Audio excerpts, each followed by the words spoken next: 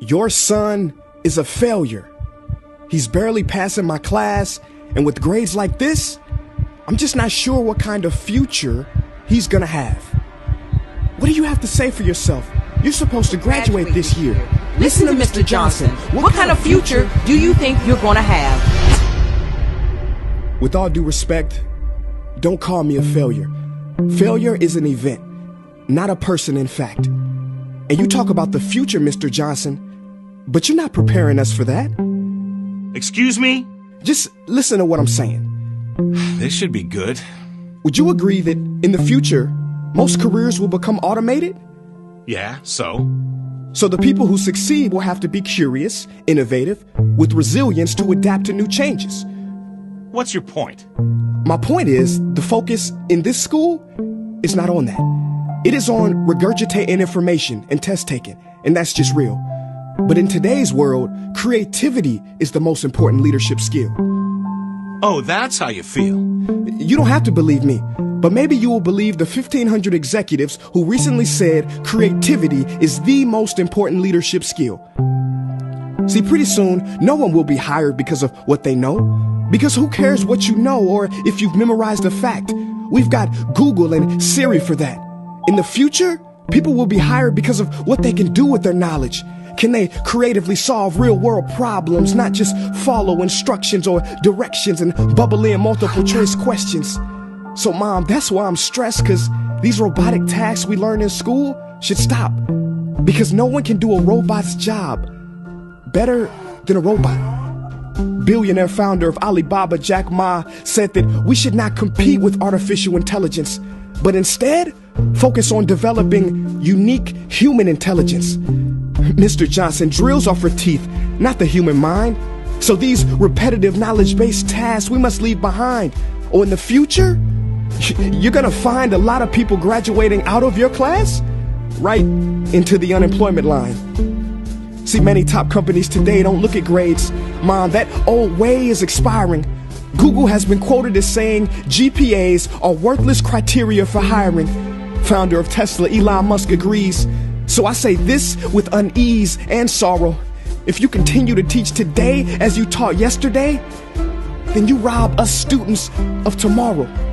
Mr. Johnson, I'm gonna keep it real with you. Sometimes sitting in your class is tough. I'm constantly thinking, if I don't look up at the clock, maybe it'll speed up. So I listen to you do my work and pay attention, feeling like an hour had to have gone by. But it was only 3 minutes.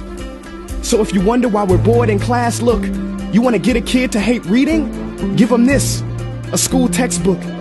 And some people think it's our fault, and that hurts me.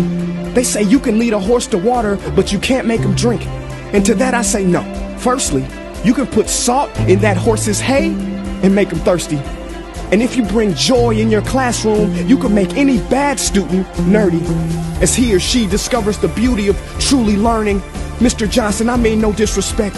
You have the most important job on this planet. You build, create, and save lives. But if you really care about my future, like you say, then you have to fully commit and ask yourself honestly, how do I prepare a child for a future that doesn't yet exist? Here's a hint. The answer is not found in this. It's using this and this. See, in the future, we will need more passion and compassion. People with inspired hearts and wisdom to uplift this planet. And Mom, I love you, but can I be real? Go ahead. You want to know one of the biggest factors for childhood success? It's not IQ. It's family meals. And we haven't had one of those in a while. See, I know sometimes you don't feel proud, because I may not be a straight A student, but I'm not stupid. These tests may be 70% of my grade, but they're 0% of my future. But don't worry, I'll pass this class and get through this. But I need you to give me the space I need to be me and live true. Because the best feeling in the world is that your own parents get you. There's a passage in a book called The Prophet by Khalil Gibran. And if you don't mind, I'd love to share it with you. Go ahead. See, he says, your children are not your children. They are the sons and daughters of life longing for itself. They come through you, but not from you. And though they are with you, they do not belong to you. You may give them your love, but not your thoughts, for they have their own thoughts. You may house their bodies, but not their souls, for their souls dwell in the house of tomorrow. So, Mom, I'd appreciate it if you give me the love that I need to pursue my dreams. See, if we are to succeed, all three of us need behavior change on all fronts. We talk about the future, but the future is now, and it is created now by all of us. I've never heard you speak like that before. Yeah, I didn't know. But I'm going to reach out to administration and try to change some things. You have my word.